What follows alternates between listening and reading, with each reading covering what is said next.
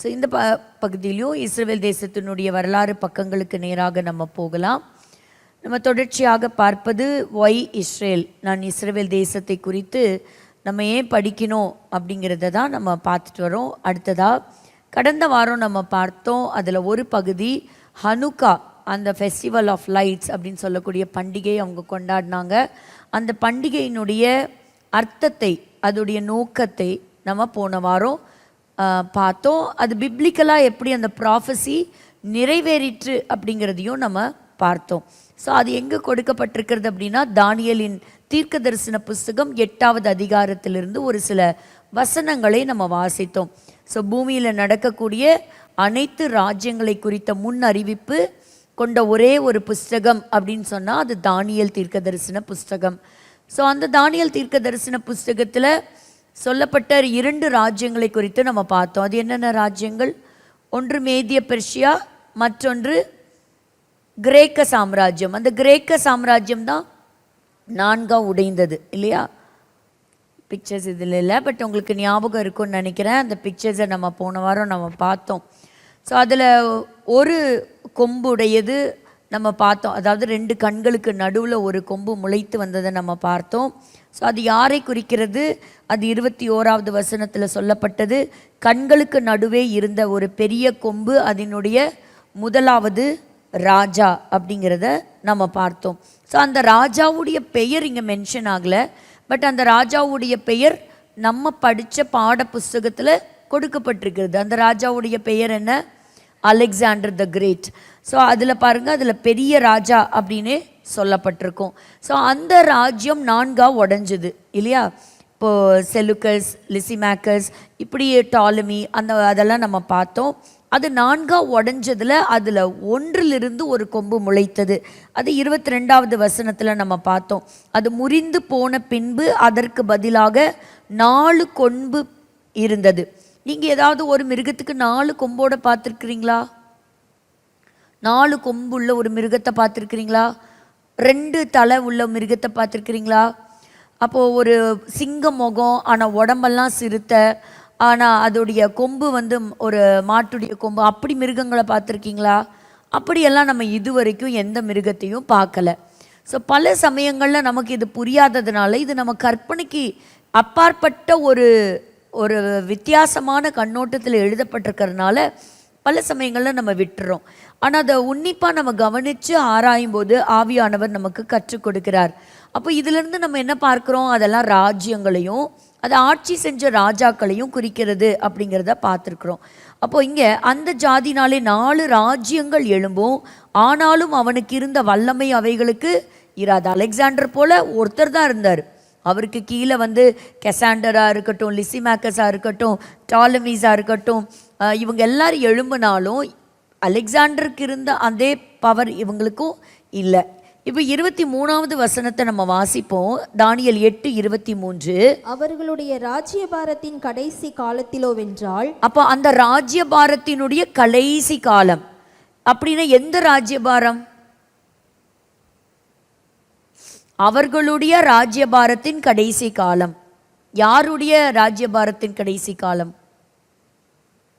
இப்போ தானே பேசிகிட்டு இருக்கோம். கிரேக்கர்கள், அதாவது அலெக்சாண்டருக்கு அப்புறம் 4 பேர் ஆட்சிக்கு வராங்க. ஸோ அவங்களுடைய இப்போ கிரேக்கர்கள் இருக்கிறாங்களா? ஆட்சி செய்கிறாங்களா? இல்லை. ஸோ அதுக்கு பின்பாக வந்த சாம்ராஜ்யம் எது? ரோம் சாம்ராஜ்யம். ரோம் சாம்ராஜ்யமாக வல்லரசாக இருந்த காலகட்டத்தில் தான் இயேசு வந்தார். அப்போ இந்த 4னுடைய கடைசி காலத்தில், அந்த ராஜ்யத்தினுடைய கடைசி நாட்களில் ஒரு சம்பவம் சம்பவிக்கும் அப்படின்னு ஒரு விஷயம் எழுதப்பட்டிருக்கிறது. அதை வாசிக்கலாம். பாதகருடைய பாதகம் நிறைவேறும் போது மூர்க்க முகமும் சூதான பேச்சுமுள்ள சாமர்த்தியமான ஒரு ராஜா எழும்புவான். இந்த வார்த்தையெல்லாம் நம்ம ரொம்ப கேர்ஃபுல்லாக நம்ம ஞாபகம் வச்சுக்கணும். எப்படின்னு கேட்டிங்கன்னா, அந்த பாதகருடைய பாதகம் நிறைவேறும் போது, when something comes to an completion, மூர்க்க முகம் நம்பர் 1, சூதான பேச்சு, சாமர்த்தியமானவன், அப்படி ஒரு ராஜா எழும்புவான். அடுத்தது 24, அவனுடைய வல்லமை பெருகும். so he will become more powerful. ஆனாலும் அவனுடைய சுயபலத்தினால் அல்ல. அவன் அதிசயமான விதமாக அழிம்புண்டாக்கி அனுகூலம் பெற்று கிரியை செய்து பலவான்களையும் பரிசுத்த ஜனங்களையும் அழிப்பான். அப்போ அவன் ஆரம்பத்துல எல்லாரும் அவனை ரொம்ப விரும்புவாங்க, அவனை ரொம்ப அட்மயர் பண்ணுவாங்க. ஆனா கடைசியில் அவன் என்ன செய்வான்? பரிசுத்த ஜனங்களை அவன் அழித்து போடுவான். இதை யாரோட கம்பேர் பண்ணலாம்? 2 பேர்த்தோட கம்பேர் பண்ணலாம். இந்த வசனத்தினுடைய ஒரு பகுதி நிறைவேறினது. அது யாரு? அதுதான் ஆன்டியோக்கஸ் எபிஃபானஸ். அதாவது கிரேக்க சாம்ராஜ்யத்திலிருந்து எழும்பின ஒரு சின்ன ஒரு ராஜா. அதுதான் இங்கே பார்க்குறோம். அதுதான் கடைசி ஒரு மனிதன், ஒரு சிங்கிள் பர்சனை பற்றி எழுதப்பட்டிருக்கிறது. ஆனால் அவனுக்கு எப்படி இருக்குமா? மூர்க்க முகம். அடுத்தது இதை இங்கிலீஷில் முடிஞ்சா கொடுங்க. Daniel chapter 8 and verse 23. Daniel 8:23 இங்கிலீஷில் இருந்தால் வாசிங்க.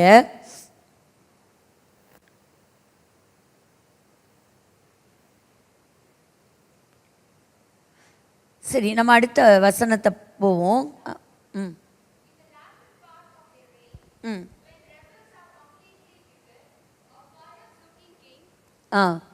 A fierce looking king, a master, so a master will come. அப்போ அவன் வந்து எப்படி எல்லாவற்றிலும் தேறினவனாக இருப்பானா? கடைசி காலத்தில் வருவானா? பட் he is completely எப்படி? ஒரு wicked person and he is a master of intrigue. ஒரு சாமர்த்தியமான ஒரு மனிதனாக வருவான்.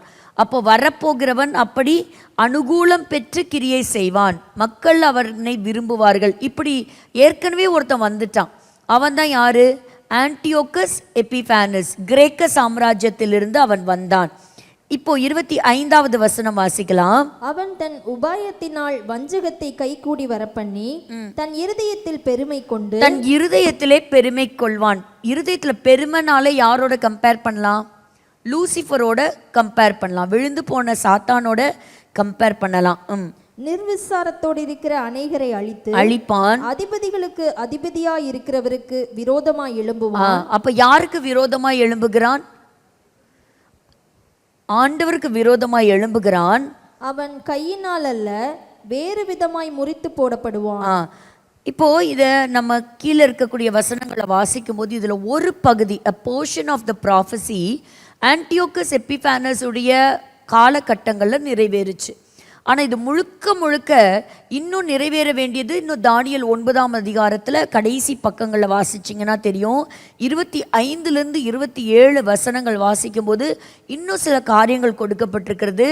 இன்னும் அவனை குறித்ததான தீர்க்க தரிசனங்கள் எழுதப்பட்டிருக்கிறது. அது யார் அப்படின்னு சொன்னால், த லேட்டர் டேஸ், இன்னும் கடைசி காலத்தில் வெளிப்பட போகின்ற ஒருவன். அவன்தான் யார்? ஒரு மாடல் கிங். அவன்தான் த ஆன்டி கிரைஸ்ட் அப்படின்னு நம்ம பார்க்குறோம். அப்போது இந்த வசனங்களை வைத்து இதெல்லாம் நான் தெரிஞ்சு என்ன பண்ண போகிறேன்? அநேகருக்கு ஒரு காரியம் இருக்கும், இப்போ நான் ஏன் இந்த பழைய ஏற்பாடெல்லாம் நான் படிக்கணும், எனக்கு புதிய ஏற்பாடு இருந்தால் பத்தாதா அப்படின்னு கேட்டிங்கன்னா, 2வது ஒரு கேள்வி இருக்கலாம், இந்த வரலாறுலாம் நான் தெரிஞ்சு என்ன செய்ய போகிறேன்? இன்றைக்கு சபைக்கு தேவையானதை மட்டும் இருந்தால் பத்தாதா அப்படின்னு கேட்டிங்கன்னா, இந்த பழைய ஏற்பாட்டு புஸ்தகத்தில் பார்த்தீங்கன்னா கிட்டத்தட்ட எத்தனை புஸ்தகங்கள் இருக்கிறது? 39 புக்ஸ். இந்த 39 புஸ்தகங்களில் ரட்சிக்கப்பட்ட கிறிஸ்தவர்களை குறித்தும் இன்றைக்கு இருக்கக்கூடிய சபையை குறித்தும் சபையினுடைய ரகசிய வருகை குறித்தும் ஏதாவது இந்த 39 புஸ்தகங்களில் எழுதப்பட்டிருக்கா? ஏதாவது எழுதப்பட்டிருக்கா? ஆல் 39 புக்ஸ் எங்க?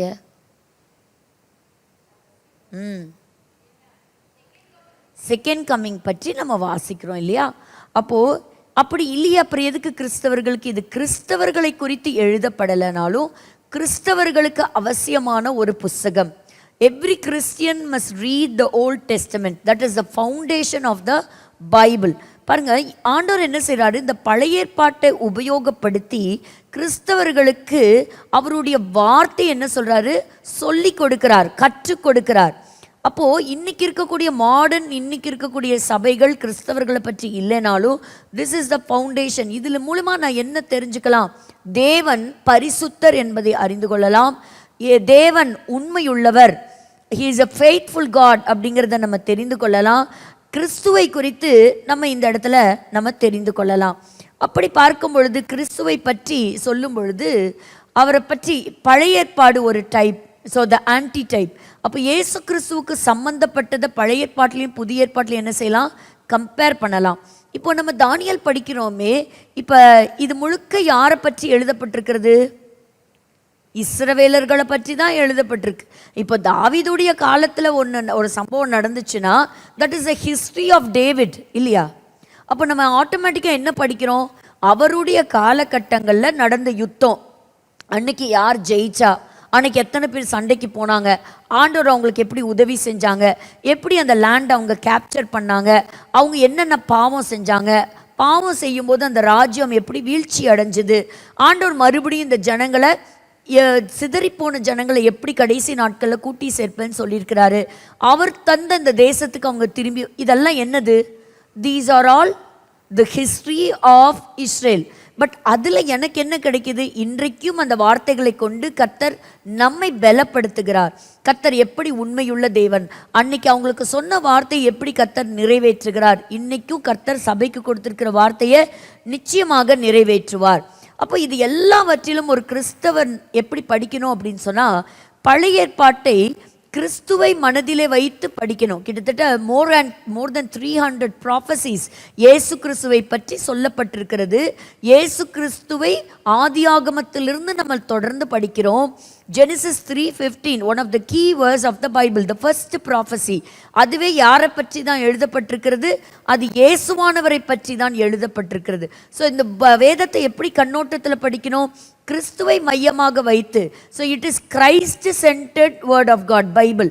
அப்போ அதை மையமாக வைத்து படிக்கணும். அப்போ இஸ்ரவேலர்கள் அன்னைக்கு சில பண்டிகைகளை கொண்டாடினாங்க, சில பலி செலுத்தினாங்க.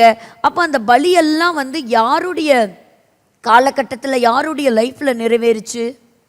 இயேசுவுடைய வாழ்க்கையில். அவர் தான் தன்னை சர்வாங்க தகன பலியாக, குற்ற நிவாரண பலியாக, சமாதான பலியாக, அந்த ஃபர்ஸ்ட் பார்னாக, இதெல்லாம் யாருடைய காரியத்தில் நம்ம பார்க்க முடியும்? இயேசு கிட்ட பார்க்க முடியும். அன்னைக்கு பஸ்கா ஆட்டுக்குட்டி அடிக்கப்பட்டுச்சு, ஆடு அடிக்கப்பட்டுச்சு. ஆனால் நெஜத்தில் யார் அடிக்கப்பட்டா பாவத்திற்காக? இயேசுவானவர் அடிக்கப்பட்டார். அப்போது பழைய ஏற்பாடு படிக்காம, இந்த வரலாறு தெரியாம எப்படி நம்ம ஆண்டவரை புரிஞ்சுக்க முடியும் இல்லையா? அப்போ அன்னைக்கு அவங்க கொண்டாடின பண்டிகைகள்லாம் எடுத்து பாருங்க. அந்த பண்டிகைகள்லாம் நம்ம பாஸ் ஓவர் பண்டிகையாக இருக்கட்டும், இல்லை பலிகளாக இருக்கட்டும், இதெல்லாமே யாரோட தான் கனெக்ட் ஆகுது? எல்லாமே இயேசுவோட தான் கனெக்ட் ஆகிருக்கும். அந்த இடத்துல பார்த்தீங்கன்னா ஒரு எஜமான் பற்றி எழுதியிருக்கும். ஒரு எஜமான் எப்படியெல்லாம் நடந்துக்கணும், ஒரு சர்வன்ட் எப்படியெல்லாம் நடந்துக்கணும், அதெல்லாம் எங்கே பார்க்குறோம்? அதெல்லாம் இயேசுவானவருடைய வாழ்க்கையில் நம்ம பார்க்க முடியும். அப்படி இயேசுவானவர் தன்னை எப்படி தாழ்த்தினார், இயேசு கிறிஸ்து அவங்களுக்கு வானத்திலிருந்து மன்னா ஒவ்வொரு நாளும் கொடுக்கப்பட்டுச்சு. நமக்கு யார் மன்னா? ஜீவ அப்பம் நானே அப்படின்னு சொல்லி வெளிப்பட்டது யாரு? ஆண்டவராகிய இயேசு கிறிஸ்து. அப்போது இந்த புதிய ஏற்பாடு நமக்கு கிளியராக புரியணும் அப்படின்னு சொன்னால், the volt testament is for a Christians எல்லாம் சொல்லுவாங்க. நான்லாம் படித்தா புதிய ஏற்பாடு தான் படிப்பேன். பழைய ஏற்பாடை திருப்பும் போது பார்த்தா இந்த ஏசாயாலேருந்து அந்த பக்கங்கள்லாம் புதுசாக இருக்கும். ஆனால் ஒரு சில பக்கங்கள் மட்டும் பழசாக இருக்கும். நிறைய லைன் போட்டிருப்பாங்க, நிறைய இன்ஃபர்மேஷன்ஸ் எழுதி வச்சுருப்பாங்க. எதெல்லாம் புரியலையோ அதெல்லாம் என்ன செஞ்சுருவாங்க, அந்த புக்ஸ் எல்லாம் விட்டுருவாங்க. ஆனால் இயேசு கிறிஸ்துவினுடைய பார்வையில் பரிசுத்தாவியானவருடைய உதவியோடு படிக்கும்போது you will get new revelations. அதுக்குள்ளே இருக்கக்கூடிய ரகசியங்கள் நமக்கு நிச்சயமாக புரியும். இப்போ உதாரணமாக எடுத்துக்கோங்க, ஒரு பாவத்தை எப்படி மேற்கொள்ளணும் அப்படின்னா நமக்கு அடையாளமாக இருக்கிறது யார்? அங்கே ஒரு யோசேப்பு இருக்கிறார். அப்போ பாவத்தை அவர் எப்படி ஹேண்டில் பண்ணார்? அப்போ இன்றைக்கி நம்ம அதை விட அதிகமான பாவம் நிறைந்த ஒரு சொசைட்டியில், வேர்ல்டில் நம்ம வாழ்கிறோம். அப்போ இன்றைக்கி நம்ம ஒரு வாலிபர்கள் தன்னை எப்படி காத்துக்கணும், ஒவ்வொருத்தரும் எப்படி தன்னை காத்துக்கணும், அங்கேருந்து நமக்கு நிறையா எக்ஸாம்பிள் கிடைக்கும். எல்லாம் ஒன்று சேர்ந்து எப்படி வேலை செய்யலாம் அப்படிங்கிறத நெகேமியா கிட்டேருந்து நம்ம கற்றுக்குறோம். இப்படி வேதம் முழுவதும் அந்த ஜனங்களை வைத்து, அந்த ஜனங்களை தேவன் நடத்திய விதத்தை வைத்து தேவனை நாம் அறிகிறோம். ஹல்லேலூயா. So we understand, we learn how to be holy. அப்போ இந்த இயேசுவானவரை குறித்தும் அவர் ஏன் இந்த பூமிக்கு வந்தார். அப்போ இதோடைய ரீசன்ஸ் எல்லாம் பின்னாடி பார்க்கும் பொழுது அந்த நியாயப்பிரமாணத்தை கொடுத்து அந்த நியாயப்பிரமாணத்தை அவங்க கடைபிடிக்க தவறின பொழுது நியாயப்பிரமாணத்தை நிறைவேற்றுவதற்காகவே வந்தார். ஆசரிப்பு கூடாரம் எடுங்க, ஆசரிப்பு கூடாரத்தில் இருக்கக்கூடிய எல்லா பணிமுட்டு பொருட்களையும் பாருங்க, அங்கே இருக்கக்கூடிய பிரகாரங்களை பாருங்க, எல்லாமே இயேசுவோட தான் என்னாகும், கனெக்ட் ஆகும். இப்போ அது தெரியாமல் இதை டைரெக்டாக நம்ம வரும்பொழுது இயேசுவானவரை புரிந்து கொள்வதற்கு ரொம்ப கடினம். அப்போது that is a type and this is an anti type. நம்ம அதை குறித்து நம்ம படிக்கிறோம். ஆனால் சில சமயம் என்ன செஞ்சிருவோம்னா சில சமயம் ரொம்ப எக்ஸ்ட்ரீமாக போய் தப்பாக புரிஞ்சுக்குவோம். அப்போ வனாந்தரத்தில் பார்க்குறோம் எல்லா ஜனங்களையும் பாம்பு கடிக்குது. அப்போது ஒரு வெண்கல சர்ப்பத்தை மோசே செஞ்சு உயரத்தில் வைக்கிறார். யார் யாரெல்லாம் அதை பார்க்குறீங்களோ அப்போது நீங்கள் எல்லாம் என்ன ஆவீங்க, சுகமாவீங்க அப்படின்னு சொன்னால், இன்றைக்கி அதை லிட்ரலாக எப்படி எடுத்துக்கக்கூடாது. நானும் அதே போல் இயேசுவை நெஜத்தில் பார்த்தா மட்டும்தான் எனக்கு என்ன கிடைக்கும், ரட்சிப்பு கிடைக்கும். அப்படி என்ன செஞ்சிடக்கூடாது, சில வார்த்தைகளை டைரக்ட் மீனிங்கில் எடுத்துக்கக்கூடாது. ஏன்னா வாயினாலே அறிக்கையிட்டு இருதயத்தில் இயேசுவானவர் உண்டென்று விசுவாசித்தால் போதும். விசுவாசத்தினால தான் நம்ம ரட்சிக்கப்பட்டிருக்கிறோம். You have to believe Jesus is the lord அப்படிங்கிறத நம்ம ஒவ்வொருத்தரும் என்ன செய்யணும், பிலீவ் பண்ணணும். பல இடங்கள்ல அப்படி தான் வேதத்தை வாசித்த அந்த வார்த்தைக்கு ஒவ்வொரு அர்த்தங்கள், அதுவும் இந்த கடைசி காலங்கள் அப்படின்னு சொல்லும்போது இந்த வெளிப்படுத்தலையும் தானியேலும் ஒரு கம்பேரிசன் போட்டு ஒரு ஸ்டடி கொடுக்கும்போது பலவிதமான விளக்கங்களை நம்ம பார்க்குறோம். அதை பொறுமையாக படிங்க, ஆண்டவர் உங்களுக்கே ரொம்ப அழகாய் அதை கற்றுக் கொடுப்பார். God is a very faithful God. எப்படி ஃபெய்த்ஃபுல் காட்? இதே தானியேல் எடுத்துக்கோங்க. தானியேல் பாபிலோன் தேசத்தில் அடிமையாக இருக்கும்போது எத்தனை காலங்கள் நான் அடிமையாக இருப்பேன் அப்படின்னு யோசிக்கும்போது அது 70 வருஷங்கள் அப்படின்னு அதை படித்து தெரிஞ்சுக்கிறார். 70 வருஷம் முடியும் போது தானியேல் அந்த தேசத்தை விட்டு என்ன ஆனார், விடுதலையாகி வந்தார். இதே தானியேல் தான் நமக்கு கடைசி காலத்தில் ஒருவன் வருவான் அப்படிங்கிறத காமிச்சார். ஒரு பகுதி நிறைவேறிச்சு. ஆன்டியோக்கஸ் எபிஃபானஸ் அவன் கிரேக்க சாம்ராஜ்யத்திலிருந்து அவன் வெளியே வந்தான். இன்னொருத்த இப்போ வரப்போகிறான், சீக்கிரத்தில் வரப்போகிறான். அவன் எப்படிப்பட்டவனாக இருக்க போகிறான் அப்படிங்கிற இந்த ஒரு வார்த்தைக்கு நான் உங்களுக்கு ஒரு விளக்கத்தை நான் கொடுக்க விரும்புகிறேன். 23வது வசனத்திலையும் 24லையும் வாசித்தோம். அனுகூலம் பெற்று கிரியை செய்வான், பலவான்களையும் பரிசுத்த ஜனங்களையும் அவன் கடைசியிலே அழித்து போடுவான். அவன் சாமர்த்தியம் உள்ளவனாய் இருப்பான், அவன் மாஸ்டராக இருப்பான். அதாவது one king, one world government, one rule. அப்படி வந்தால் எப்படி இருக்கும் கொஞ்சம் யோசிச்சு பாருங்க. ஐயா அப்படியெல்லாம் இருக்குமா? அப்படியெல்லாம் இருக்கவே இருக்காது அப்படின்னு சொல்கிறீங்களா? பாருங்கள், ஒரு காலத்தில் நமக்கெல்லாம் ஃபோனே கிடையாது. அப்புறம் ரொம்ப வருஷம் கழிச்சு என்னாச்சு, பிஎஸ்என்எல்லேருந்து எல்லாத்துக்கும் ஒரு பெரிய ஒரு டெலிஃபோன். முதல்ல ஊருக்கு ஒரு ஃபோன் தான் இருக்கும். அங்கே தான் எல்லாருக்கும் ஃபோன் வரும். அங்கே போய் அந்த ஃபோனை எல்லாரும் அட்டென்ட் பண்ணுவாங்க. அவ்வளோ பயங்கர எக்ஸைட் ஆயிடுவாங்க. அதுக்கப்புறம் எல்லா வீடுகளுக்கும் காமன் மேனுக்கெல்லாம் என்னாச்சு, ஒரு லேண்ட்லைன் கனெக்ஷன் கிடச்சிது. அப்புறம் மொபைல் ஃபோன் வந்தது. மொபைல் ஃபோன் வரும்பொழுது பார்த்தா அந்த வீட்டில் இருக்கக்கூடிய ஒருத்தர் அந்த மொபைல் ஃபோன் ஆக்சஸ் இருந்தது. இன்றைக்கி அந்த வீட்டில் 10 பேர் இருந்தால் அந்த 10 பேர்த்துக்கு என்ன இருக்குது, மொபைல் ஃபோன் இருக்குது. இதெல்லாம் ஒரு 10-20 வருஷத்துக்குள்ளாரையே இவ்வளோ அட்வான்ஸாக நம்ம வளர்ந்துட்டோம். இனி வரப்போகிற காலங்களும் ரொம்ப பயங்கரமாகவே இருக்கும் அப்படிங்கிறதுக்கு ஒரு சின்ன உதாரணம் தான். அதுவும் இப்போ இருக்கக்கூடிய ஆர்டிஃபிஷியல் இன்டெலிஜென்ஸ் டெக்னாலஜியுடைய வளர்ச்சி, அதோடைய கண்டுபிடிப்பை குறித்து தான் இப்போ நம்ம பேச போகிறோம். எந்த அளவுக்கு ஆதிக்கம் செலுத்தக்கூடிய சில பொசிஷனில் சில மனிதர்கள் வந்துட்டாங்க அப்படிங்கிறதுக்கு உதாரணம் தான் சொல்கிறேனே தவிர இந்த மனிதர்கள் அந்தி கிறிஸ்துன்னு நான் சொல்லவே இல்லை. இப்போ உதாரணமாக பாருங்கள், இன்றைக்கி தேதி 15 ஆச்சு. ஜனவரி 20ஆம் தேதி ஒரு புதிய ஆட்சி உள்ள அமெரிக்கா தேசத்தில் அமைய போகிறது, டொனால்ட் ட்ரம்ப் அவங்களுடைய தலைமையில். So we are all waiting for that. ஏன்னா அதுக்கப்புறம் ஏதாவது ஒரு மாற்றங்கள் வரலாம் அப்படிங்கிறத உலகமே என்ன செய்யுதுன்னா எதிர்பார்த்துக்கிட்டு இருக்குது. இப்போது இந்த ஒரு சின்ன சம்பவம் என்ன அப்படின்னா, இப்போ இவருக்கு பயங்கர ஒரு ஸ்ட்ராங் சப்போர்ட்டாக இருக்கிறது யார் அப்படின்னா எலான் மஸ்க் அவர் தான். ஸோ எலான் மஸ்க் அவருடைய வளர்ச்சியை பார்த்தா ஒரு பயங்கரமான வளர்ச்சி. அதாவது நம்ம ஏற்கனவே பார்த்தோம், நஷ்டத்தில் இருந்த ஒரு சோஷியல் மீடியா ட்விட்டரை விலை கொடுத்து வாங்குறார். அவர் விலை கொடுத்து வாங்கும்போது எல்லாரும் சொன்னாங்க இது ஒரு முட்டாள்தனமான ஒரு முடிவு அப்படின்னு சொன்னாங்க. கிட்டத்தட்ட அவர் ஒரு 43 பில்லியன் கொடுத்து அதை வாங்கினார், நஷ்டத்தில் இருந்ததை.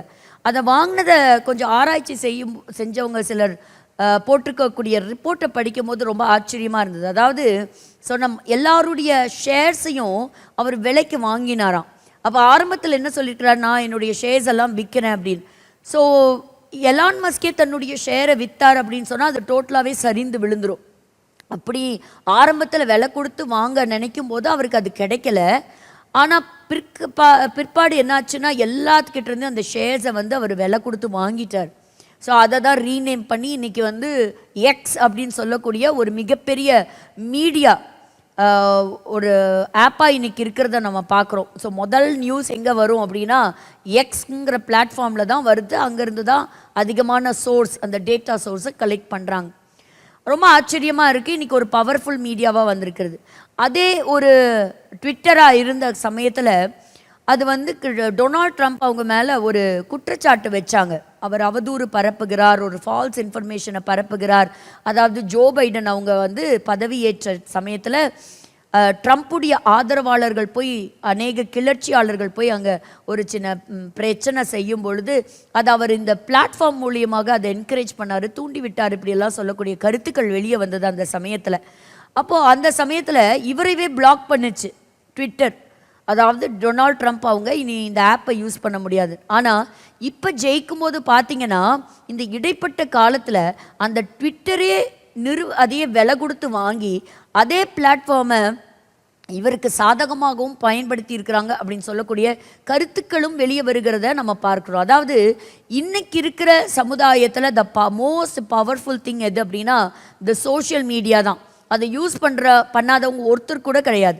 எல்லாருமே யூஸ் பண்ணுறோம். வாட்ஸ்அப்பாக இருக்கட்டும், யூடியூபாக இருக்கட்டும், இன்ஸ்டாகிராமாக இருக்கட்டும், ஃபேஸ்புக்காக இருக்கட்டும், எல்லாருமே இந்த முக்கியமான ஆப்ஸை வந்து யூஸ் பண்ணக்கூடிய இடத்துல இருக்கிறோங்கிறது மறுக்க முடியாது. ஒரு காலத்தில் கவர்மெண்ட்டுக்கும் மக்களுக்கும் ஒரு தொடர்பு இருந்தது. இன்றைக்கி பிஸ்னஸ் பீப்புளுக்கும் கவர்மெண்ட்டுக்கும் அதிகமான தொடர்புகள் இருக்கிறத நம்ம பார்க்க முடிகிறது. ஸோ அப்படிப்பட்ட இடத்துல இந்த காரியங்களை நான் எதுக்கு சொல்கிறேன்னா, ஒரு தனி நபருடைய வளர்ச்சியை பற்றி நான் பேசுகிறேன். ஒரு தனி நபரால் சில தேசங்களையே கண்ட்ரோல் பண்ண முடியுது அப்படிங்கிறத பார்க்க முடியுது. உங்களுக்கு எத்தனை பேர் இந்த நியூஸை படிச்சிங்க அப்படின்னு தெரியல.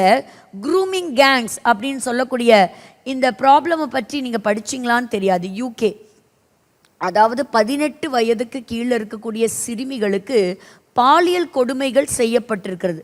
அப்போ அந்த கொடுமைகள் செய்தது யார் அப்படிங்கிறத அவங்க கண்டறிஞ்சும் ஆக்ஷன் ஏன் எடுக்கலை அப்படிங்கிறது தெரியாது. ஆனால் இதில் ஒரு மிகப்பெரிய ட்விஸ்ட் எங்கே வந்தது அப்படின்னா எலான் மஸ்குடைய இன்டர்ஃபரன்ஸ் வந்ததுக்கப்புறம் தான். ஸோ அப்போது அவர் அதை சொன்னார், அதுக்கு கண்டிப்பாக ஒரு தண்டனை கொடுக்கணும். அப்போ அந்த ஒரு ஜனங்களை வெளியேற்றணும், ஸ்ட்ரிக்ட் பனிஷ்மெண்ட் கொண்டு வரணும். ஏன் கொடுக்கல? அப்படி பார்க்கும் பொழுது 2004 எடுக்கும் பொழுது கிட்டத்தட்ட லட்சங்களை தாண்டி இருக்கிறது இந்த சிறுமிகளுக்கு நடந்த வன்கொடுமைகள். அப்போ இதை பற்றி இவர் பேச ஆரம்பித்தோன்னே யூரோப் முழுவதும் பரவ ஆரம்பிச்சிருச்சு. இவர் எங்கேயோ இருந்து பேசுகிறாரு, ஆனால் அந்த பிரைம் மினிஸ்டருடைய போஸ்ட்டுக்கு பொசிஷனுக்கே ஆபத்து வரக்கூடிய அளவுக்கு பிரச்சனைகள் வந்திருக்கு. அப்போது இந்த அளவுக்கு ஒரு பவர்ஃபுல் மேனா எங்கேயோ உட்கார்ந்துருக்கிறாரு. அவரை என்ன சொல்கிறாங்கன்னா, he will be called as a king of the world.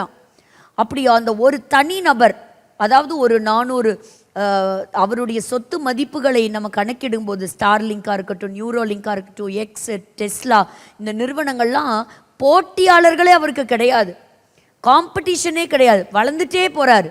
அவர் வளர்ந்துட்டே போகக்கூடிய இந்த ஒரு தனிப்பட்ட நபர், அவர் கொண்டு வரக்கூடிய சில கான்ட்ராக்ட்ஸ், அவர் கொண்டு வரக்கூடிய சில தீர்மானங்கள் உலகத்தை பாதிக்குமா அப்படின்னு சொன்னால் அது வரப்போகிற காலங்களில் கொஞ்சம் பயமாகவே இருக்குது அப்படிங்கிறது கூட சொல்கிறாங்க. So Elon is trying to become the king of the world அப்படிங்கிறதையும் சொல்கிறாங்க. அதாவது அவருடைய கண்டுபிடிப்புகளில் ஒன்று என்ன அப்படின்னா இந்த ஆப்டிமஸ் அப்படின்னு சொல்லக்கூடிய Gen 2 டெக்னாலஜி. அதாவது எதற்கு நான் சொல்லுகிறேன், அப்போ இதை வந்து சோஷியல் மீடியாவில் போட்டிருக்கிறாரு, அநேகர் கேட்டிருக்கிறாங்க, அவர் கொடுத்த இந்த பதிவை பற்றி நீங்கள் சொல்லுங்கள் அப்படின்னு சொல்லும்போது, எலான் மஸ்க் அவங்க நல்லது தானே செய்கிறாங்க, குற்றவாளிகளுக்கு தண்டனை கொடுங்கங்கிறது அவர் சொல்கிறது கரெக்டு தானே. இன்னைக்கு இந்த கால சூழ்நிலைக்கு நமக்கு இப்படிப்பட்ட மனிதர்கள் தான் நமக்கு தேவை அப்படின்னு சொல்லக்கூடிய கருத்துக்கள், அப்படிப்பட்ட கமெண்ட்ஸ் தான் அதிகமாக வலைதளங்களில் பரவி வருகிறத பார்க்குறோம்.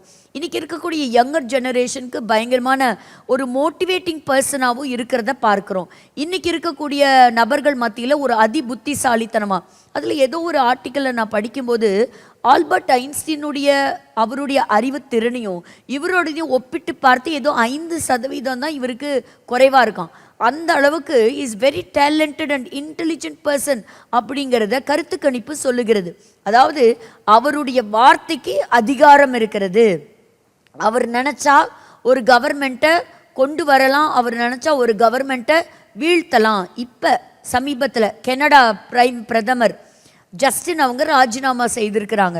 அதற்கு பின்பும் எலான் மஸ்க் அவங்க இருக்கிறாங்க. அப்படி எனக்கு எவ்வளோ தூரங்கிறதெல்லாம் எனக்கு தெரியாது. படிக்கின்ற கருத்துக்களை வைத்து ஆய்வு செய்து ஒரு சில கருத்துக்களை நான் பகிர்ந்து கொள்கிறேன்.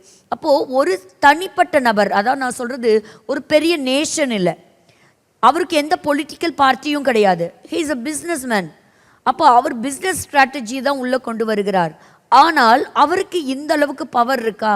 அவரால் ஜெர்மனியில் இருக்கிற கண்ட்ரியில் நடக்கிற ப்ராப்ளத்தை அவர் இன்டர்ஃபியர் பண்ணுறாரு அப்படிங்கிற கருத்துக்கள்லாம் வைக்கிறாங்க. அப்போ இந்த அளவுக்கு இவரை எல்லாரும் திரும்பி பார்க்க வச்சது என்ன அப்படின்னா இவருடைய கண்டுபிடிப்புகள் தான், இவருடைய ஆராய்ச்சி கூடகங்கள் தான். அதில் ரொம்ப எனக்கே ஒரு பயமுறுத்தக்கூடிய ஒரு காரியம் என்ன அப்படின்னு சொன்னால், இவர் கண்டுபிடிச்சிருக்கிற ரோபோ தான். இன்றைக்கி பாருங்கள், ரோபோவா அப்படின்னு இன்றைக்கி ஆச்சரியமாக பார்க்குறோம். ஆனால் இவர் சொல்லியிருக்கிறது என்னென்னா, பார்த்துட்டே இருங்க, அடுத்த 10-15 வருஷத்துக்குள்ளே ஒரு மிடில் கிளாஸை விட்டு கொஞ்சம் மேலே இருக்கக்கூடிய எல்லாத்துடைய வீடுகள்லேயும் நமக்கு வேலை செய்கிறதுக்கு எல்லா ரோபோக்கள் இருக்குமா. இன்றைக்கி வயசானவங்களை வீட்டில் வச்சுக்கிட்டு இன்றைக்கி வயசானவங்களை பார்த்துக்கோங்க அப்படின்னு சொன்னால் பார்த்துக்கிறதுக்கு இன்றைக்கி ஆட்கள் கிடையாது. அப்போ இங்கே பாருங்கள், இந்த ஒரு சின்ன ரோபோ வீடியோ பாருங்கள். இன்றைக்கி மிலிட்ரியிலேருந்து, வீட்டிலேருந்து, ஆஃபீஸ்லேருந்து இனிமேல் எல்லா வேலையும் ரோபோ டேக் ஓவர். இதோடைய ஆடியோ நீங்கள் கேட்கணும், ரொம்ப நல்லா இருக்கும்.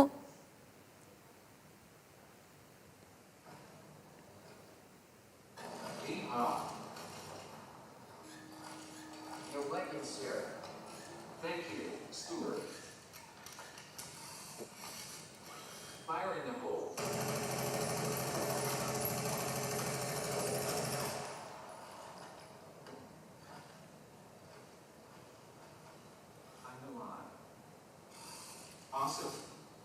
Way to go. We did it. Stewart. இன்னொரு 10 to 15 இயர்ஸ்க்குள்ளே ஒரு பயங்கரமான அதிசய உலகத்தில் தான் நம்ம நுழைஞ்சிட்டோம், அதிசய உலகத்தில் தான் நம்ம இருப்போம் அப்படிங்கிறது தான் அவங்க சொல்கிறாங்க. அதாவது கொஞ்ச நாட்கள் போனால் எல்லாருக்குமே பெஸ்ட் ஃப்ரெண்ட் யார் அப்படின்னா ஒரு ரோபோ தான் கூட்டிகிட்டு வருவாங்களாம். இன்றைக்கி அட்லீஸ்ட் வெளிநாடுகளில் பார்த்தா ரிலேஷன்ஷிப் கட்டானாலும் அட்லீஸ்ட் நாய்க்குட்டியெல்லாம் வளர்த்துறாங்க. ஆனால் இனிமேல் நம்ம பெட்ரூமாக இருக்கட்டும், நம்மளுடைய வீடுகள் ஹவுஸ் கீப்பிங்காக இருக்கட்டும், நம்மளுடைய கிச்சன் ஒர்க்காக இருக்கட்டும், நமக்கு ஒருத்தர் டே கேர் எடுத்துக்கணும், ஒருத்தர் பெரியவங்களை பார்த்துக்கணும், இல்லை உங்களுக்கு கார் ஓட்டுறதுக்கு ஒரு ஆள் வேணும், நீங்கள் யாரையுமே போய் தேட வேண்டாம், உங்கள் வீட்டில் இருக்கிற ரோபோ உங்களுக்கு உதவி செய்யும். இதெல்லாம் நடக்குமா அப்படின்னா நிச்சயமாக நடக்கும்.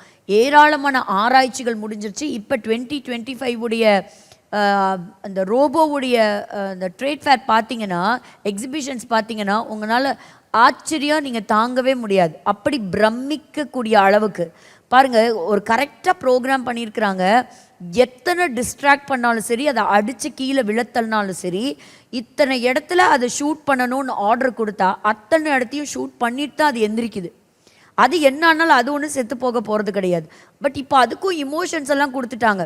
So we are entering into a very dangerous zone. இன்றைக்கி யார் பழக்க வைக்கிறாங்களோ அந்த ட்ரைனிங் கொடுத்த ஆட்களையே சிலரை கொலை செய்தது அப்படிங்கிறத பார்க்குறோம்.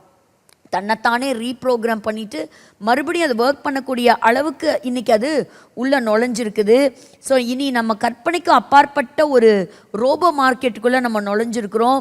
இன்றைக்கி அது $ட்ரில்லியன்ஸ் இருக்கலாம். ஆனால் வரக்கூடிய காலங்களில் 2040 $20,000 எல்லாத்துடைய வீடுகள்லையுமே ரோபோ வச்சுருப்பாங்களாம். அன்றைக்கி ரோபோ இல்லாத வீடுகள் தான் ரொம்ப வித்தியாசமாக பார்க்கப்படும் அப்படின்னு சொல்கிறாங்க. அதுக்குள்ளே ஆண்டவர் வருகை நம்மெல்லாம் ஆண்டவரோட போயிட்டா சரி. அடுத்து பாருங்கள், $400 பில்லியன் அவர் தனி மனிதராக அவர் சம்பாதிச்சிருக்கிறார். அவர் என்ன சொல்கிறாரு, இந்த கண்டுபிடிப்புகள்லாம் நல்லதுக்கு தான். நான் இங்கே இருக்கிற ரோபோவை முதல்ல நான் மார்ஸுக்கு அனுப்ப போகிறேன். மார்ஸை முதல்ல அங்கே ஒரு ஹேபிச்சுவல் பிளானட்டாக அது மாற்றி செட் பண்ணதுக்கப்புறம் நம்ம மனுஷர்கள் போகலாம். ஆனால் வரக்கூடிய காலங்களில் ஒரு சில காலங்களில் மனிதர்களை விட ரோபோக்கள் அதிகமாக இருக்குமா, மனிதர்கள் கம்மியாக இருப்பாங்களாம். அதனாலேயோ என்னவோ ஆண்டவர் கொடுத்த அந்த சிலை வடிவம், அந்த தானியேல் கொடுத்த அந்த இன்டர்பிரிட்டேஷனில் பார்க்குறோம், அந்த அயன் ஃபஸ்ட்டு வருது, பின்னாடி அந்த களிமண் வருது. இந்த அளவுக்கு ஒரு ஆபத்தான ஒரு இடத்திற்குள்ளே நம்ம நுழைகிறோம் அப்படிங்கிறத நம்ம மறந்து போயிடக்கூடாது. ஸோ இது எல்லாமே நம்ம புரிஞ்சுக்கிறதுக்கு, இப்படிப்பட்ட ஒரு மனிதன் வருவான், இவன் ஆட்சி அமைப்பான், எல்லாருடைய கண்ட்ரோல், ஒரு ஒன் வேர்ல்டு கவர்மெண்ட்டுக்குள்ளே தன்னுடைய பாருங்க, அதை விட அவரை பற்றி சொல்லும்போது சர்வ வல்லமையுள்ள எலான் மஸ்க் அப்படின்னு ஒருத்தர் சொல்கிறார். இதை நம்ம பைபிளில் நம்ம ஆண்டவருக்காக நிகராக அந்த வார்த்தை வேறு யாருக்குமே பயன்படுத்தினது கிடையாது. ஆனால் அவர், he is called as the king, he is called as the master, and he is called to be the, he might be the one world ruler, and he can create, he can destroy. அவ்வளோ power அவர் கையில் இருக்குது, அவ்வளோ சக்தியும் அவர் கையில் இருக்குது. அப்படிங்கிற ஒரு இடத்துல 2025 நுழைந்திருக்கிறோம். எதுக்கு இவரை நான் கோடிட்டு காட்டுறேன் அப்படின்னு சொன்னால், ஆன்டி கிரைஸ்டும் உள்ளே வரப்போகிறது இப்படித்தான். எல்லாருடைய அட்டென்ஷனையும் வாங்கி, இன்னைக்கு யாராவது கெடுதல்னு பேசுவாங்களா? வேலை வாய்ப்புகள், நீங்கள் வேலை செய்ய வேண்டாம், வறுமைகள் குறைக்கப்படும், நமக்காக எல்லா வேலைகளும் அதுவே செஞ்சு கொடுக்கும், எல்லாரும் சந்தோஷமாக இருக்கலாம், எல்லாம் ஹாப்பியாக இருக்கலாம், கம்ஃபர்டபுளாக இருக்கலாம். இதை தான் அவர் சொல்கிறாரு. வரக்கூடிய அந்தி கிறிஸ்துவும் எப்படிப்பட்ட வார்த்தைகளோட வருவானா, அவனும் ஒரு பீஸ் மேக்கராக, நான் உங்களுக்கு சமாதானத்தை நான் உங்களுக்கு உண்டாக்கி கொடுக்குறேன், அப்படி தான் மிடில் ஈஸ்டுக்குள்ளெல்லாம் அவன் நுழைய போகிறான். இதெல்லாம் நம்ம பார்க்கும் பொழுது கவனமாய் ஜாக்கிரதையாக இருக்க வேண்டிய ஒரு காலத்தில் நம்ம இருக்கிறோம். ஒரு சில வித்தியாசங்களை மட்டும் பார்த்து, இந்த இன்னைக்கு பெரிய நமக்கு நியூஸ் அப்படின்னு சொன்னால் ஒன்றும் இல்லை. ஏன்னு கேட்டிங்கன்னா, இந்த 20th அப்புறம் இன்றைக்கி நம்ம பார்க்குற இந்த நியூஸ் எல்லாம் மாறி போகலாம். ஒரு சில வசனங்களை நம்ம பார்க்கலாம். இந்த அந்தி கிறிஸ்துவை பற்றி கிட்டத்தட்ட ஒரு முக்கிய 20 பெயர்கள் கொடுக்கப்பட்டிருக்கிறது. அதில் இந்த தீர்க்க தரிசனங்கள் எல்லாம் நம்ம புரிஞ்சுக்கணும். அடுத்தது என்ன தீர்க்க தரிசனம் நிறைவேற போகிறது? தானியேலுடைய காரியத்தின்படி நம்ம பார்க்கும் பொழுது 70 வாரங்கள், அந்த 70வது வாரம் அந்த ட்ரிபுலேஷன் பீரியட். நீங்கள் ரெவலேஷன் எடுத்துக்கிட்டிங்கன்னா அதில் அதிகமான போர்ஷன்ஸ் கேப் யாருக்கு கொடுத்துருக்கு? இஸ்ரவேலுக்கும் இஸ்ரவேல் மக்களுக்கும் அந்த தேசத்துக்கும் தான் அதில் அதிகமான சாப்டர்ஸை கொடுத்துருக்கு. அதனால் இஸ்ரேல் வேண்டாம், எனக்கு இந்த இஸ்ரவேலர்களை குறித்து நான் தெரிஞ்சுக்க வேண்டாம் அப்படின்னா பைபிளே யாரோ தெரிஞ்சுக்க முடியாது. சரியான விதத்தில் நம்ம வஞ்சிக்கப்படாமல் இருக்கிறதுக்கு, தவறான உபதேசத்தில் மாட்டிக்காமல் இருக்கிறதுக்கு நம்ம வேதத்தை சரியான விதத்தில் படித்து புரிந்து கொள்வது அவசியம். அதற்கு ஆவியானவருடைய ஒத்தாசை நமக்கு தேவை. ஏன்னா அந்த ட்ரிபுலேஷன் பீரியடுங்கிறது ரெவலேஷன் 13 நம்ம வாசிக்கிறோம். இப்போ இவனை குறித்து ஒரு சில காரியங்கள் மட்டும் வாசித்து இந்த நியூஸை மட்டும் பார்ப்போம். ஒன்று, இயேசுவானவர் எங்கிருந்து வந்தேன்னு சொன்னார்? வாசிங்க. யோவான் 6:38. யோவான் 6:38.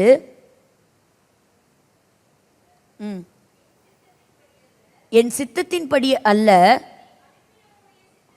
செய்யவே நான் வானத்தில் இறங்கி வந்தேன். அப்ப இயேசு கிறிஸ்து எங்கிருந்து வந்தாரு? அவர் வானம் அப்படின்னு ஒன்று இருக்கு, ஹெவன் ஒன்று இருக்கு, வானத்திலிருந்து அவர் வந்தார். அதே அந்தி கிறிஸ்து எங்கிருந்து வருவான்? அதே தொடர்ந்து வாசிங்க. அவர் எனக்கு தந்தவைகளில் ஒன்றையும் நான் இழந்து அடுத்தது படிக்கலாம் பாருங்க. ரெவலேஷன் 11:7 வாசிக்கலாம். ரெவலேஷன் 11:7.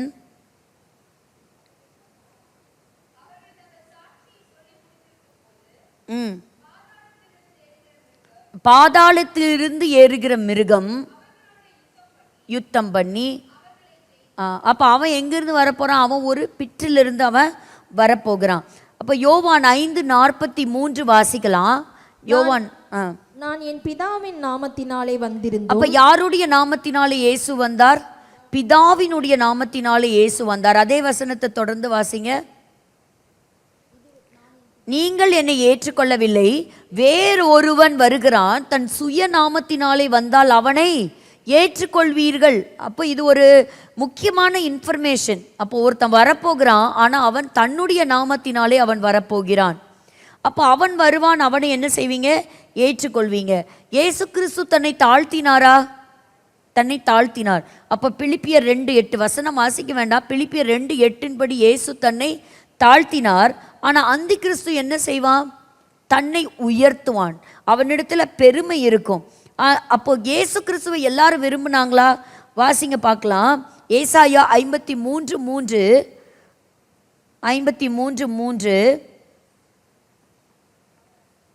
அவர் அசட்டை பண்ணப்பட்டவரும் மனுஷரால் புறக்கணிக்கப்பட்டவருமாய் இருந்தார். அப்படி இயேசுவை அதான் இயேசு சொன்னார், என் பிதாவின் நாமத்தினால நான் வந்தேன், ஆனால் நீங்கள் என்ன ஏற்றுக்கொள்ளலை.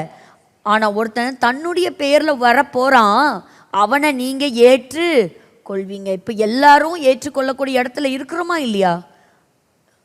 அப்போ பாருங்க, அந்த வசனங்கள் நிறைவேறுகிறத நம்ம பார்க்கிறோம். அதே போல் அந்தி கிறிஸ்துவை எல்லாரும் விரும்புவாங்களா? ஆமாம், எல்லாரும் ஏற்றுக்கொள்வாங்க. இப்போ நம்ம படித்த தானியல் 8 இருக்கட்டும், இல்லைனா வெளிப்படுத்தல் 13:3-4 இருக்கட்டும், வரப்போகிறவனை ஆரம்பத்தில் எல்லாம் ஹேண்ட் ஷேக் பண்ணி ஒரு பீஸ் அக்ரிமெண்ட் அவனோடு கூட போடுவாங்க, ஒரு ஒப்பந்தம் செய்வாங்க. அதில் முக்கியமாக இஸ்ரேல் அதை செய்யும். இஸ்ரேலை நம்ம புத்தியுள்ள ஒரு நாடு நம்ம சொன்னாலும் அது ஒரு நாள் என்ன செய்யும், இந்த அந்தி கிறிஸ்துவுக்கு இடத்த கொடுப்பாங்க. இயேசுவானவர் சத்தியம் உள்ளவர் அப்படின்னு சொல்கிறோம், ஆனால் இந்த அந்தி கிறிஸ்து என்ன செய்வான்?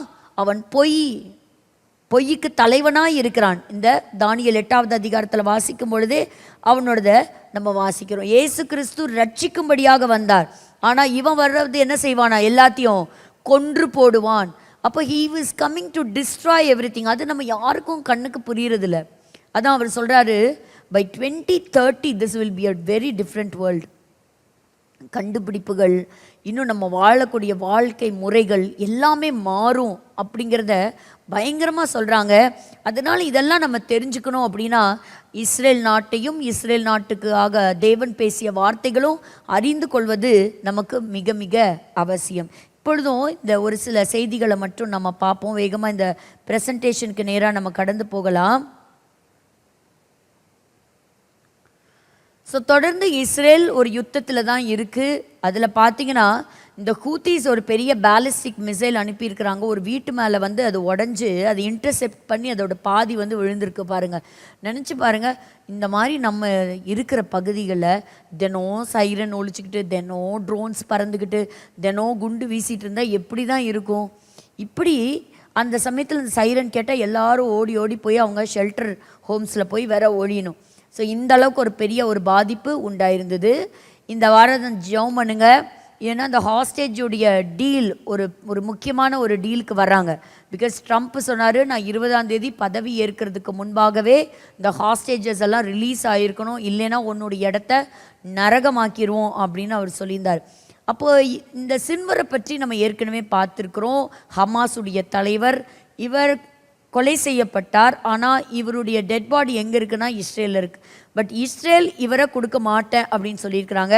2011 வருஷம் ஒரே ஒரு சோல்ஜருக்காக 1027 குற்றவாளிகளை விடுதலை செஞ்சது இஸ்ரேல். அப்படி விடுதலை செய்யும்போது அதிலிருந்து போனவர் தான் இந்த சின்வர். ஆனால் இன்னைக்கு இந்த சின்வர் மறுபடியும் இஸ்ரேலால் கொலை செய்யப்பட்டு அவருடைய சரீரம் இருக்குது, அதை கேட்டுக்கிட்டு இருக்கிறாங்க. நிறையா டீலிங்ஸ் வச்சுருக்கிறாங்க. இஸ்ரேல் சொல்லிடுச்சு, we will never hand over the body of Sinwar. இந்த யுத்தத்தில் ஏராளமான சோல்ஜர்ஸும் மறிச்சுக்கிட்டே இருக்கிறாங்க. கிட்டத்தட்ட இந்த 13 நாட்களில் 15 பேர் கொலை செய்யப்பட்டிருக்கிறாங்க.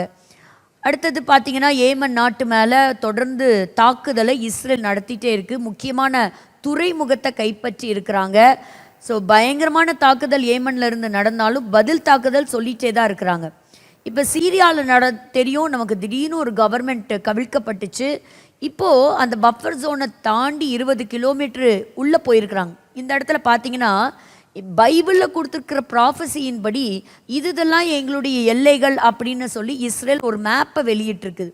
அந்த மேப் வெளிவந்ததோ என்னமோ எல்லா நாடுகளும் கொந்தளித்து அதை கிரிட்டிசைஸ் பண்ணி எப்படி இப்படி சொல்லலாம், இதுக்கு எந்த எவிடன்ஸும் கிடையாது, எந்த ஹிஸ்டாரிக்கல் ப்ரூஃபும் கிடையாது, 3000 வருஷமாக இஸ்ரேல் இருந்தது, ஒரு ராஜ்யம் இருந்ததுன்னு சொல்கிறதெல்லாம் தப்பு.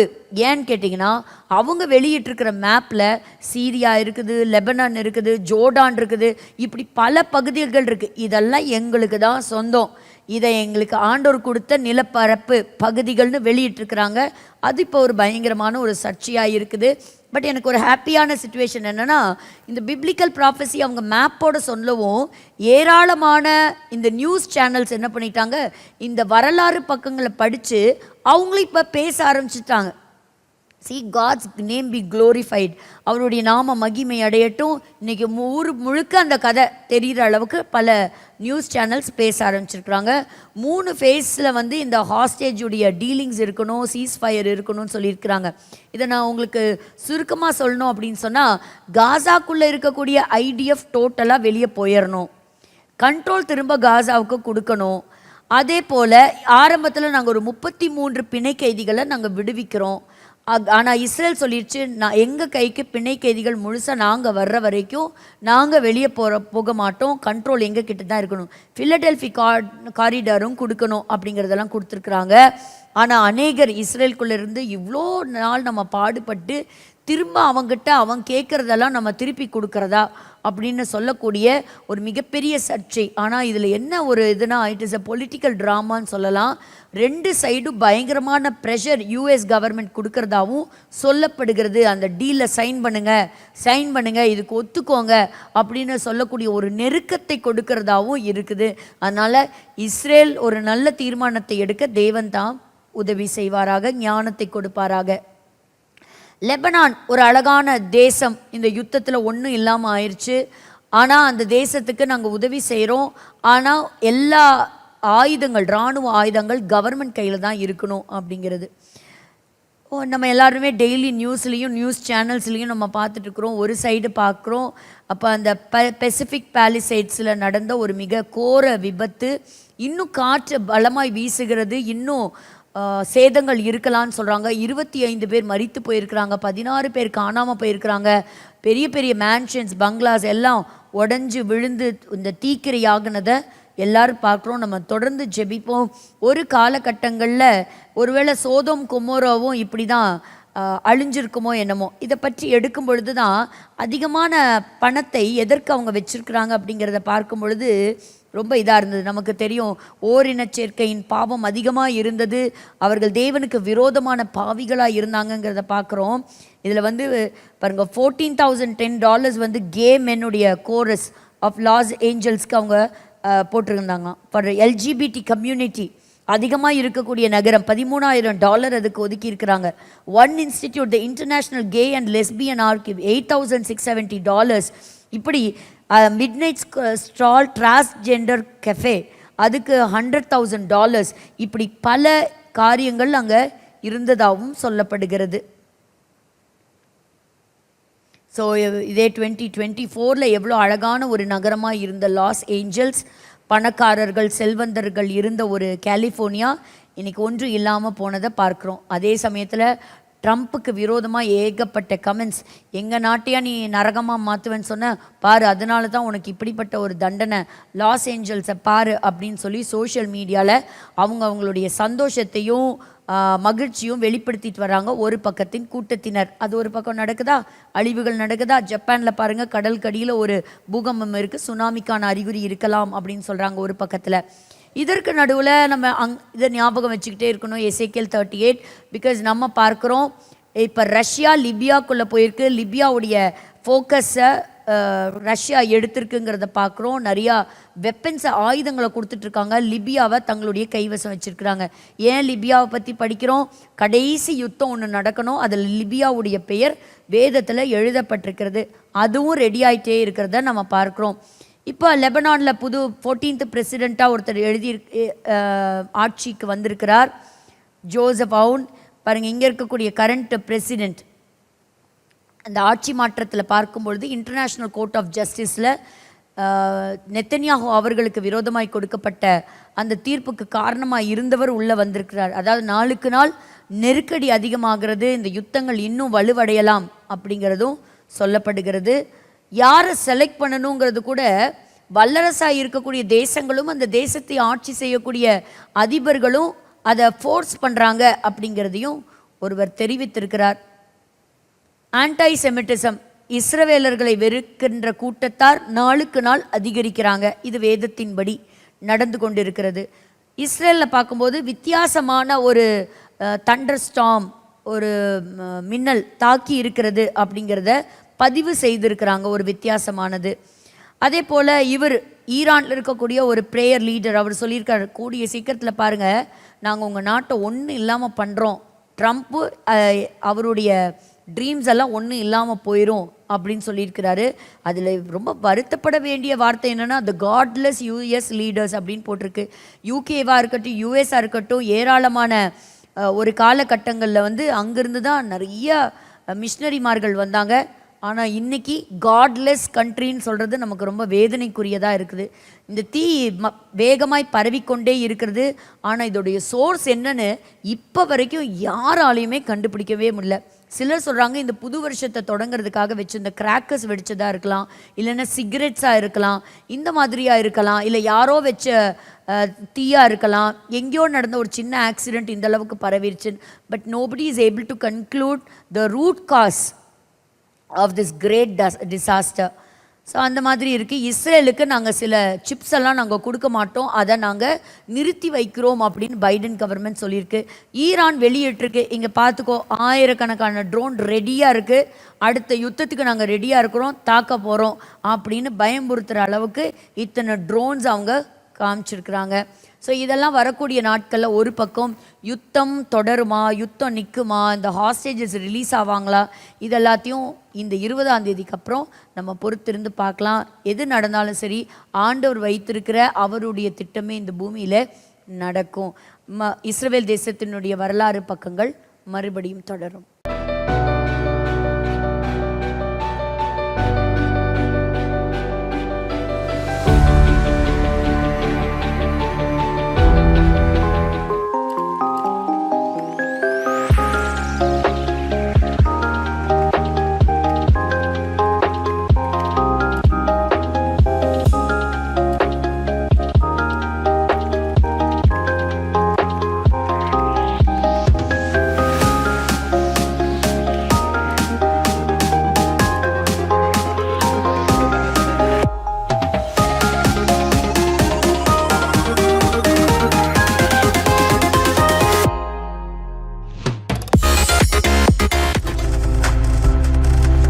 நீங்கள் பார்த்துக் கொண்டிருப்பது உங்கள் ஜாய் டிவி. உங்கள் துக்கம் சந்தோஷமாய் மாறும்.